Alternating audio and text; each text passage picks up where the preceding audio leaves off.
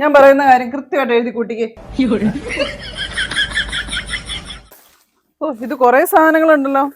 കുറച്ചധികം മേടിച്ചു. കൊറേ പൈസ ആയോ? അതാ എനിക്കൊരു സംശയം, കടക്കാരന്റെ കണക്ക് തെറ്റിയോന്ന്. ആ ബില്ലിങ് ഇതാ, ഞാൻ കൂട്ടി നോക്കാം. അതെ, നീ ഇത് കൂട്ടി നോക്ക്. ചായയൊക്കെ അത് കഴിഞ്ഞിട്ട് കുടിക്കാം. ആദ്യം അത് കൂട്ടിയൊന്ന് ശരിയാണോ നോക്കാം.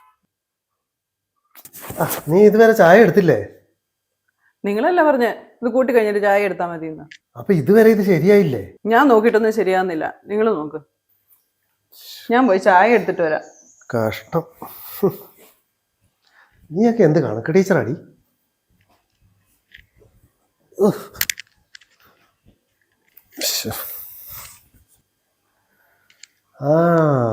വെറുതെ അല്ല, വഴിയുണ്ട്. ഇതെന്ത് പറ്റി? എടീ, എനിക്ക് കണക്ക് കിട്ടി, ഇപ്പൊ ശരിയായി. ഞാനൊന്ന് നോക്കട്ടെ.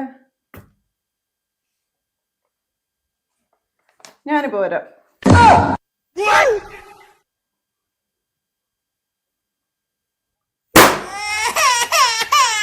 ഞാൻ പറയുന്ന കാര്യം കൃത്യമായിട്ട് എഴുതി കൂട്ടിക്ക്.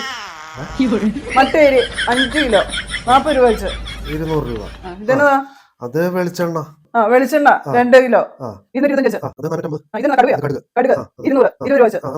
സവാള 3 കിലോ 15 രൂപ വെച്ച്. വെള്ളിയോ?